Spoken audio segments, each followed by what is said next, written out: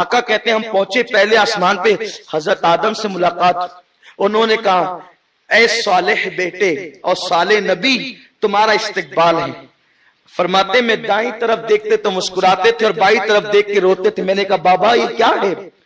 کہ یہ جو دائیں طرف والے جنتی ان کو دیکھتا ہوں تو مسکراتا ہوں، بائیں طرف والے جہنمی ان کو دیکھتا ہوں تو تکلیف ہوتی ہے۔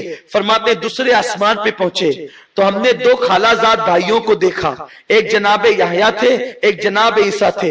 دونوں سے ملاقات ہوئی، کہا عیسیٰ بڑے خوبصورت تھے، اتنی خوبصورت داڑھی تھی ایسا لگتا تھا کہ جیسے پانی کے قطرے ٹپک رہے، اور ان کی زلفیں تھی اس سے بھی ایسا لگتا تھا ابھی نہا کے نکلے، بڑے حسین ہیں حضرت عیسیٰ علیہ السلام۔ فرماتے ان سے ملاقات ہوئی، اس کے بعد تیسرے آسمان پہ پہنچے، جناب یوسف سے ملاقات ہوئی، چوتھے آسمان پہ پہنچے تو جناب ادریس سے ملاقات ہوئی، پانچویں آسمان پہ پہنچے، جناب ہارون سے ملاقات ہوئی، چھٹے آسمان پہ پہنچے، جناب موسیٰ سے ملاقات ہوئی، ساتویں آسمان پہ پہنچے، حضرت ابراہیم خلیل اللہ سے ملاقات ہوئی۔ وہ بیت المعمور کو ٹیک لگا کے بیٹھے تھے۔ بیت المعمور جو ہے وہ فرشتوں کا قبلہ ہے اور بالکل عین کعبے کے اوپر بنا ہوا ہے۔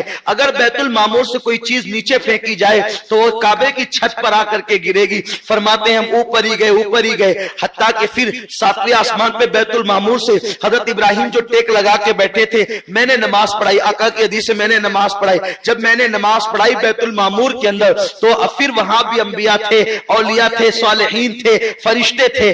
میں نے دیکھا کہ کچھ صاف ستھرے کپڑے والے لوگ تھے اور کچھ میلے کپڑے والے لوگ تھے، یعنی اللہ نے سارے انسانوں کی روح کو، جو مومنین کی روح تھی ان کو وہاں بیت المعمور میں پہنچا دیا۔ اور اللہ قادر مطلق قدرت والا ہے، وہ جس کو جہاں چاہے پہنچا دے۔ تو وہاں نماز پڑھی تو جب میں نے سفید کپڑے والے، چمکتے لباس والوں کو دیکھا اور میلے کپڑوں والوں کو دیکھا، گندے کپڑے والوں کو، تو پوچھا جبریل یہ کون ہے؟ کہا حضور یہ جتنے چمکتے لباس والے ہیں یہ آپ کے قیامت تک کے نیک امتی ہے، اور جو میلے کپڑے والے ہیں یہ آپ کے گنہگار امتی ہے، لیکن ہے امتی اس لیے ان کو یہاں حاضری کا شرف مل گیا ہے۔ اس سے پتا چلا کہ اس حدیث مبارکہ کی روشنی میں آپ یہ کہہ سکتے ہیں کہ آپ کی روح اگر مومن ہے تو آپ کی روح نے بھی وہاں پر حاضری دی ہے، آپ کی روح کو بھی وہاں حاضری کی برکتیں ملی ہے۔ یہ حضور کے امتی ہونے کا صدقہ ہے، یہ آقا کے امتی ہونے کا صدقہ ہے۔ کہا ہمیں یاد کیوں نہیں ہے؟